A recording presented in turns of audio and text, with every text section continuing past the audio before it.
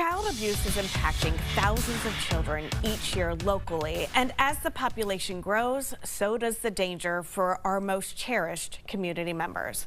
The Child Protection Center is a nonprofit, nationally accredited child advocacy center that helps protect kids by preventing, responding to, and treating child abuse. Today, we are happy to talk about how the organization is expanding, giving much needed help to victims who live in Southern Sarasota. Joining us now to talk more about the expansion is Child Protection Center Executive Director Doug Staley and Capital Campaign Manager Elizabeth Topp. Welcome to the show. Thank you very much for what you do. It is very important. Let's kind of start at the beginning and talk about exactly what is this organization. Sure, thank you.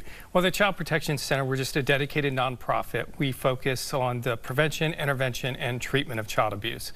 So our programs are working on the front end of child abuse cases, doing the forensic interviews, the medical exams, the initial assessment. When we identify abuse, we're making referrals to our treatment program to take them through that process from victim to survivor to one that thrives. Our other intervention program is supervised visits, and so if the judge says the only way you can see your child is supervised, we provide that supervision in Northport and in Sarasota. And then our prevention arm is helping educate and equip the community and the children with the skills to prevent all different types of abuse from ever happening. I understand. And the expansion has to be bittersweet. You know, it's sad that there is so much need, but rewarding because all of the help that you provide.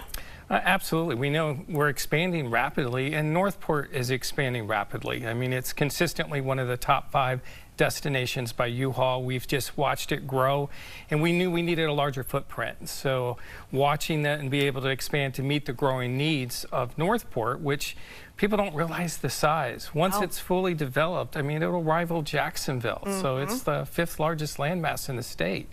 So it is a beast to be dealt with. So we wanted to be there for long term, and we're seeing that growth, and having the facility to meet the needs in that community was very important to us and our board of directors. Absolutely. Now let's talk a little bit about the expansion. We're going to talk about the Keith D. Monda Family Campus of Healing.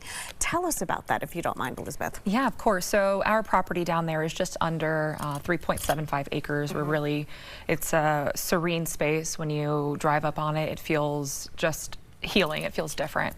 A catalytic gift made by Keith D. Monda and Veronica Brady and that family foundation is really going to be the lead of this capital project, and so it is named after them now, the Campus of Healing. We are in progress right now of designing and building a new 7,000 square foot building that is going to be dedicated to therapy. Wow. And so these other 3 programs that Doug was sharing are going to exist and continue to operate in the existing building on the campus.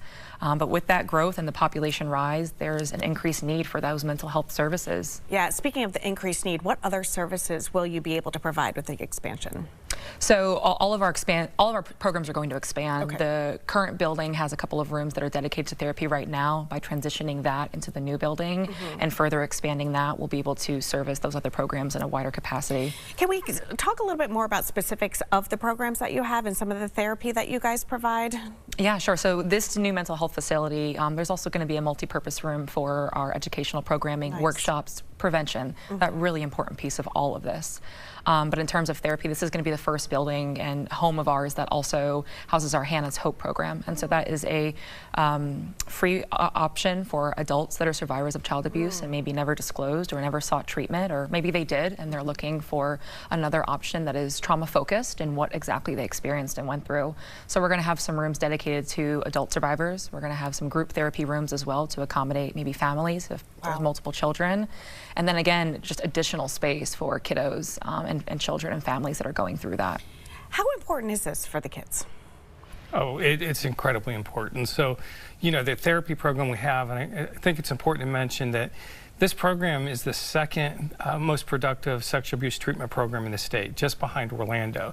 So they're doing over 4,200 hours of therapy a year right here in our community. And so to be able to take those children, those families, those siblings and adults and take them through their trauma and to be able to resolve that, it means the world. So we want to be able to give the kids their childhood back and be able to put them in a position to be more productive and more functioning despite the abuse that has happened to them. So this is going to be state-of-the-art treatment rooms, and it's going to be something that we can help the families go through that process with our evidence-based treatment program that we're going to be able to offer. Well, it sounds like it's something they will be eternally grateful for. For more information, you can go to cpcsarasota.org. All donations up to $500,000 will be matched for the entire month of April. We'll be right back.